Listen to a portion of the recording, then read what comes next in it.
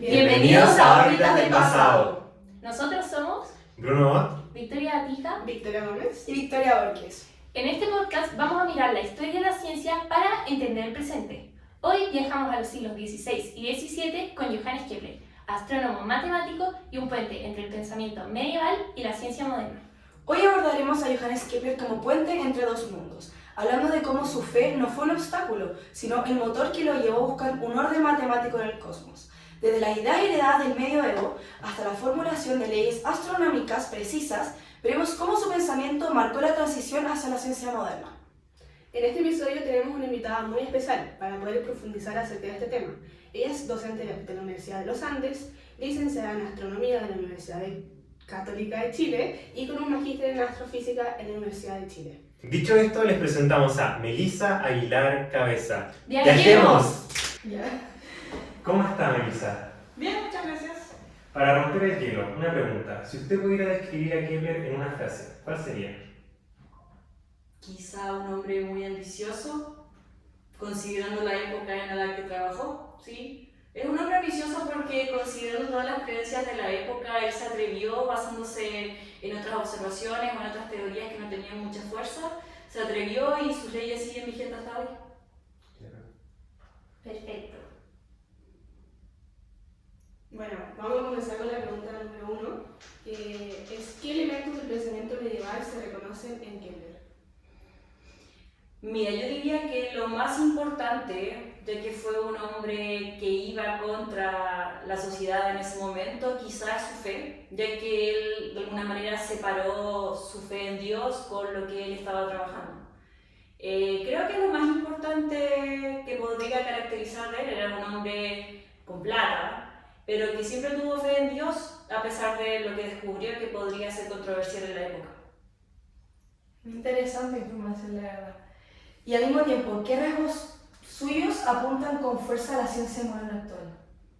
Suyos... De él. Yo creo que como científico trasciende en todas las épocas esto de tener curiosidad, de ir contra quizás lo pasado, ya que todas las teorías o las leyes que ahora están vigentes son gracias a Kepler y a la seguidilla de astrónomos que fueron en contra de lo que venía o la gente venía creyendo hace años. Por ejemplo, no sé, Pitágoras o cosas así, que quizás la gente en ese momento creía, pero claramente en la ciencia necesitamos que alguien vaya rompiendo quizás los paradigmas que vienen desde antes. Claro, se podría decir que Kepler fue un revolucionario en su época, ¿no? Exacto, sí.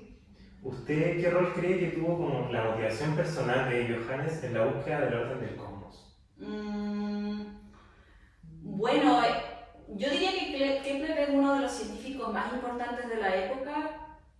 Kepler, quizá Newton también, que viene en la misma línea, Galileo Galilei, y bueno, de los científicos más importantes que ahora son altamente reconocidos. Por ejemplo, en la universidad dictamos ramos de astronomía y en ellos les damos mucha importancia a Kepler y a todos sus estudiantes y también a todos los científicos que estaban antes y después, independiente de que las leyes no estén vigentes. Como decía, la idea es plantear algo y que otros científicos, a través de experimentos o a través de observaciones, cuestionen lo que planteó ese científico antes. Claro. Bueno, en segundo lugar, finalmente en la época de Kepler se concebía a Dios como un ser perfecto y cuya obra debía reflejar esta perfección. Entonces, en consecuencia, la astronomía también buscaba expresar esto y por eso se asumía que los movimientos celestes debían describirse mediante círculos perfectos. Sin embargo, al final Kepler rompe con esto al demostrar que las órbitas planetarias son elípticas y no circulares. Al final, cómo esto afecta cultural e intelectualmente al final abandonar esta idea de los círculos perfectos. Bueno, esa idea venía de hace siglos y claramente, bueno, no solo fue Kepler, fue una idea bastante controversial al comienzo, las teorías de Kepler, pero al final todo se confirmó a través de las observaciones. Entonces en ciencias consideramos que las observaciones son las que mandan.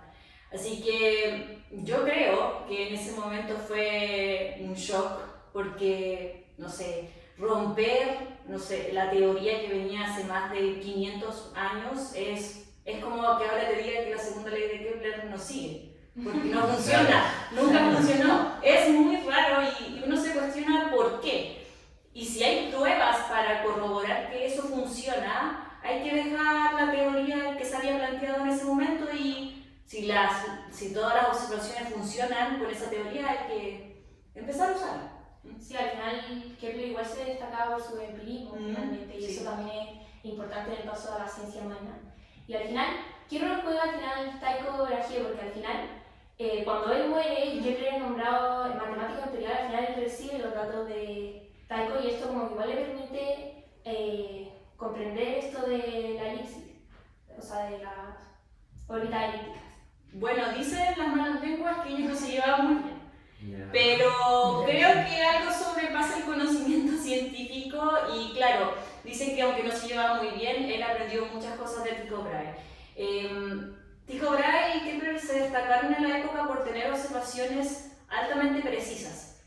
No era muy común ya que un ojo de estudio en el cielo no puede detectar quizá, ahora que no podría detectar a ojo desnudo, no sé a qué magnitud, a qué altura está una estrella, pero ellos diseñaron a través de matemáticas métodos para poder tabular esos datos. Y bueno, Kepler aprendió harto de Brahe y a partir de las observaciones de Brahe, él pudo postular las tres teorías que siguen vigentes hasta ahora.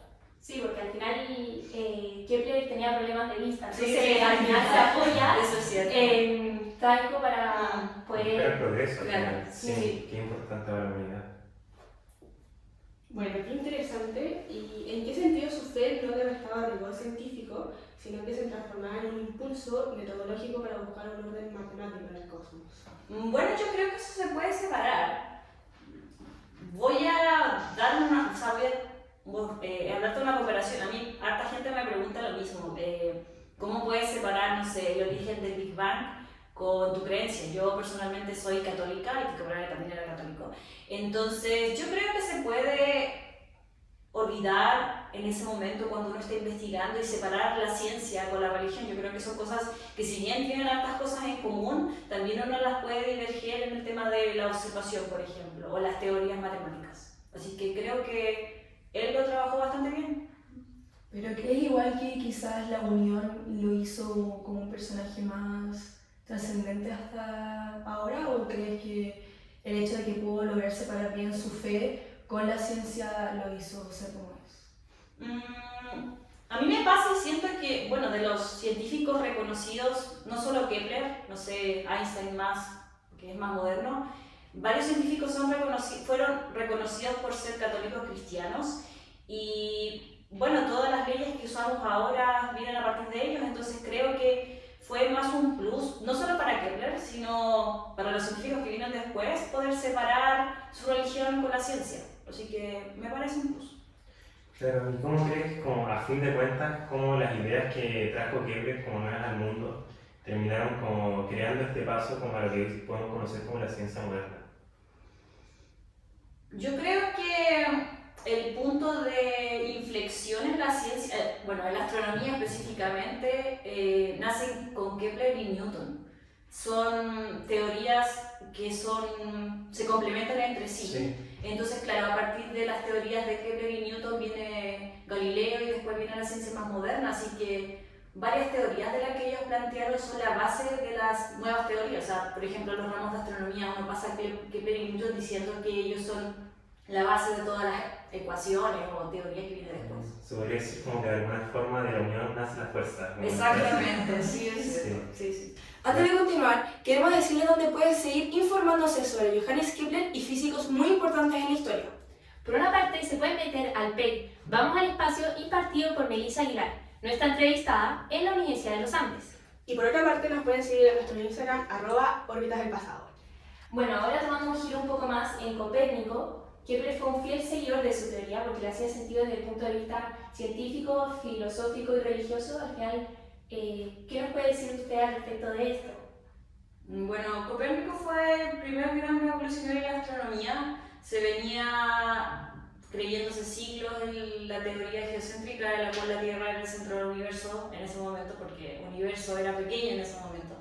Y bueno, Copérnico fue en contra todo, porque claro, como les decía anteriormente, creer algo que los científicos y la sociedad creen una teoría por 500 años, luego venga un científico a destruir todo lo que se había hecho antes, porque era destruir la teoría de antes, fue bastante choqueante para la época. Entonces, bueno, después de que se planteó la teoría de Copérnico, todos los científicos que aportaron las grandes leyes que se usan hasta ahora, Kepler, Newton, todos los que vienen después, fueron grandes seguidores de Copérnico. Así que fue el primer gran revolucionario de la época. Bueno, muchas gracias. De alguna forma Kepler nos mostró la belleza del mundo, no está en forzar como estos círculos perfectos, sino que en leer como la armonía real que revelan todos los datos, de la fe, del cálculo, del símbolo a la ley. Muchas gracias, profesora Melissa, por habernos dado su tiempo y por habernos guiado en estas órbitas del pasado. Gracias. Muchas gracias. Gracias.